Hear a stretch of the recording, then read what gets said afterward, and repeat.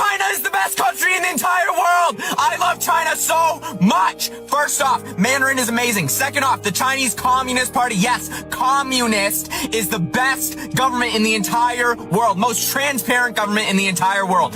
The cuisine is amazing. The Great Wall of China is the best tourist destination in the entire world. So much history in China. China, I love China so much. 本当に中国を愛してやまない外国人たちのようですが、こうした映像が公開されると爆発的な再生数を記録し、数百、数千ものコメントが殺到するのはお決まりのパターンであり、今回はある中国人 YouTuber がイギリスの街頭にて大国の威厳を誇示しようと、非常にシンプルな質問を投げかけます。If you guys plan to visit any Asian country, which one would it be? I would probably say Japan, because it's got a very vibrant nightlife. About you? Probably say the same. If you guys plan to visit any Asian country, which one would it be? Personally, I'd love to visit Japan, specifically Osaka. I'm just completely drawn to it. It's just lovely in my opinion. Definitely on my to-do list is Japan and Thailand. I'd say Japan, definitely. What attracts you here? I really like Japanese food for a start. I'm a big fan of sushi. Secondly, it's a really technologically advanced country. It looks really cool, like the trains and stuff. So I definitely want to check out Japan. Okay. Be Japan. Japan's very high on our list. We heard streets are awesome to walk,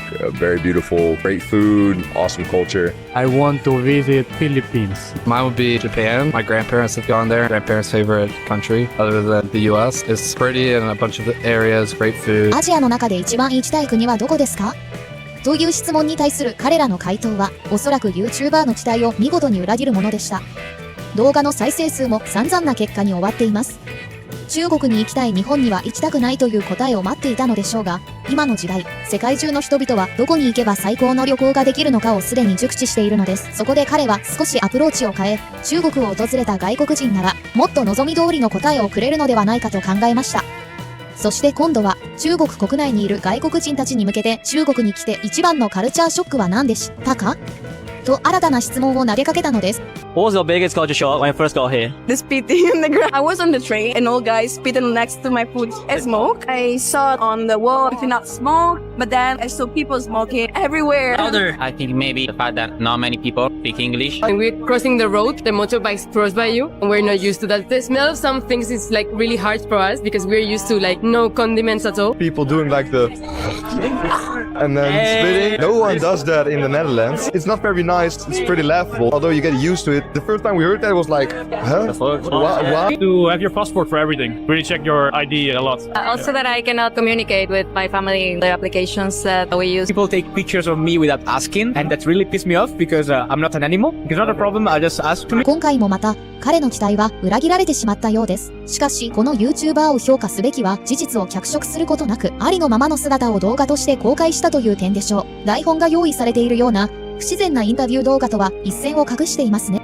How do you feel about China? China is now number one in the world. We don't like United States. We don't like Europe. I like China, like new leader, economic, technology in the world. It's not aggressive. It's respectful with all the people. It's solidarity. 今回もまた彼の期待は裏切られてしまったようです。しかし、この YouTuber を評価すべきは事実を脚色することなく、ありのままの姿を動画として公開したという点でしょう。台本が用意されているような不自然なインタビュー動画とは一線を画していますね。If you ever plan on visiting China, or if you ever live here, you're gonna have to get used to people staring at you and people looking at you differently, especially when you're walking around the park with a camera. But I remember when I first came and I was on the metro and I would just see people staring at me. You know, in Western countries, it's very rude to stare, right? But what I'd see is just the Chinese people staring at me on the metro. You know, I had been told by people that had already lived here that they're more curious at you than anything.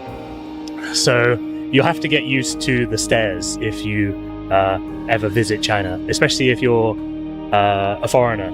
If you're black or dark-skinned, then you're probably going to notice this a lot more because Chinese people are even more curious about dark-skinned and black people as opposed to white people. When COVID happened, this is when it really started to annoy me because what they will do is they will single out foreigners because they think that we all have the virus. Now, of course, when the virus started, when the pandemic started, in their news, it would always say that all of the cases from China after the initial outbreak were from foreigners coming in, when in reality it was actually from a lot of overseas Chinese people coming back into the country. So what this means is anytime you're at a checkpoint or you're going into a mall, less so nowadays, but the Baoans or the security people would always look at you and be like, we need to see your health code. Where did you come from? What country did you come from? The second thing that annoys me most about China is there's a lack of a queuing culture. So when I first came and I would go to a restaurant or maybe a fast food place, I would stand there and I would be waiting for my turn, you know. But little did I know that you have to basically get right up to the counter and you have to push past people. This even happens in train stations. People will just push past you trying to get to the front. It's something as a British person that really annoys me. Maybe other people don't get annoyed so much by it, but as a British person, we love queuing. It's not even that we love queuing, but we understand when there's a queue, you abide by those queues rules. If you come to China, you'll have to get used to there being a very relaxed queuing system. And if you've ever come here or if you've ever lived here, you'll know this part extensively because it doesn't take long until you realize people love to just spit here. Now, as a generalization, and from what I've seen, it's normally the older generation, but when I say spit, they really hack up. In fact, you're just missing it here, but that guy literally just spat on the ground.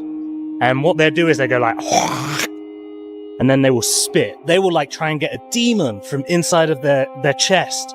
And, you know, in broad public, and there actually has to be signs on public transport that is like, please don't spit in public. And especially after this pandemic, you will have to get used to, and I'm sure you will definitely see someone hocking up a lung, like proper spitting onto the floor. And like, oh, it's just disgusting. It's so gross. When it comes to any public spaces, especially like the metro, normally at the metro, you'll wait for the cars to stop and the doors to open, and then you let the people off, and then the people that want to go on, go on. In China, that's different. Basically, as soon as the doors open, people are going to be, not everyone, but there's going to be some people that just jump in as the wave of people are coming out. They're going through the center.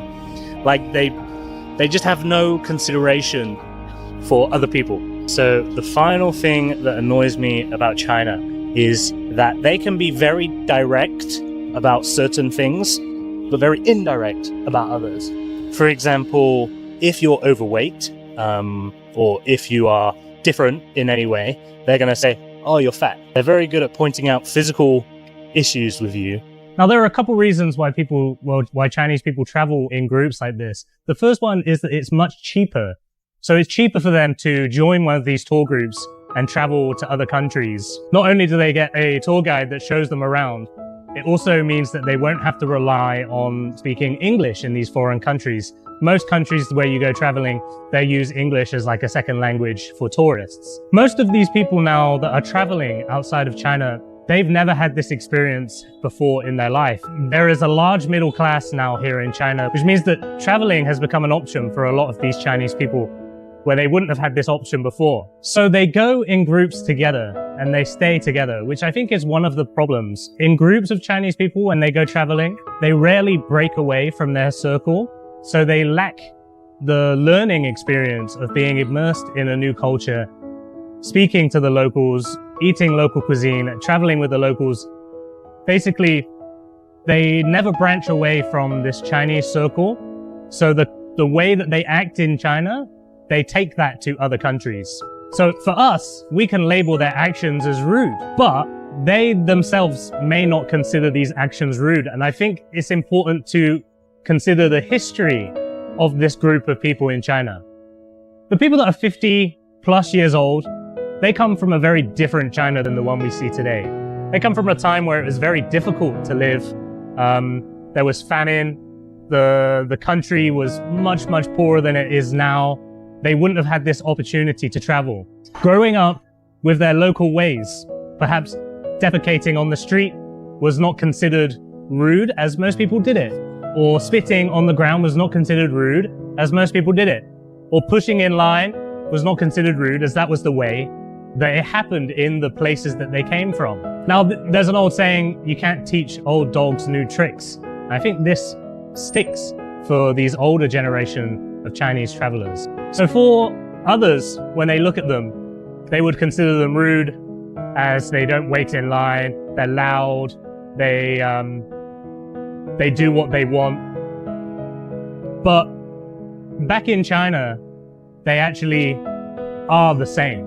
Although in China, it's not considered rude as much as we would consider it. 中国现在真的是世界上生活最舒适的国家，没有之一。大家真的是身在福中不知福哈。像我现在在美国读书，刚才去超市买东西花了2000块左右，真的就是每周去一次超市，花1-2千块是非常非常正常的，而且都没买多少东西。然后出去吃个饭叫外卖，花1000块钱也都是很正常，而且都不是说吃的多好那种，就是普通的家常饭。然后打车5分钟的路程至少是100块起步，你要是打车去个机场，就经常花1000块钱左右了。买一瓶矿泉水30块，所以像很多中产在国内把房子卖了，移民跑到美国、欧洲，就发现根本钱不够花。哇，你们想想中国那种生活啊，你看直播10几块钱买一个很好吃的小零食，这在美国根本就是不可能的事情。而出去吃顿饭几十块钱那种小馆子已经吃得很好了，更不要说现在电商呀、快递呀、外卖这些东西有多方便。这种东西我在国外根本就不祈求的。你们知道美国最方便的购物网站亚马逊，它竟然退货都不给你上门取货的，你得开车拿着你的所有的东西到固定的站点去退货。你想，那对于没有车的人，或者说你买的很大件的，那退货真的是很不方便的。然后美国的很多农村还没有网，因为人口分散太大了，基建不太好做。就是我跟大家说，美国除了纽约，没有任何地方的生活可以跟国内媲美的。而且纽约还贵啊，纽约也不是说完全达到了国内那种便利程度，它很多店也没有。然后交通最方便的就是坐地铁，你开车也不方便。我觉得世界上真的是没有任何一个国家生活程度达到了国内那种便利程度，然后物价这么低的。像我前段时间去古巴嘛，那边其实是非常非常落后的，停留在50-60年代的一个经济水平，人均月工资啊$30，然后它的物价竟然我发现跟国内是差不多，然后生活也不好，就是自己的国家它再有问题它也是自己的国家，国家强大了我们出去也硬气。所以说啊，像我的很多朋友问我说，毕业为什么不留在美国？还有像国内的有些人看留学生回国就说啊，你肯定是在国外留不下去才回国的。我觉得啊，真的就是不了解，总觉得国外的月亮圆，像我们这种在国外待了很多年的，可能反而对国外这个世界祛魅。所以啊，我是一毕业就坚定的，我一定马上回国的，我现在就想回。这地儿啊，谁爱待谁待，反正我是绝对不待。安くて便利な生活 vs マナーや秩序、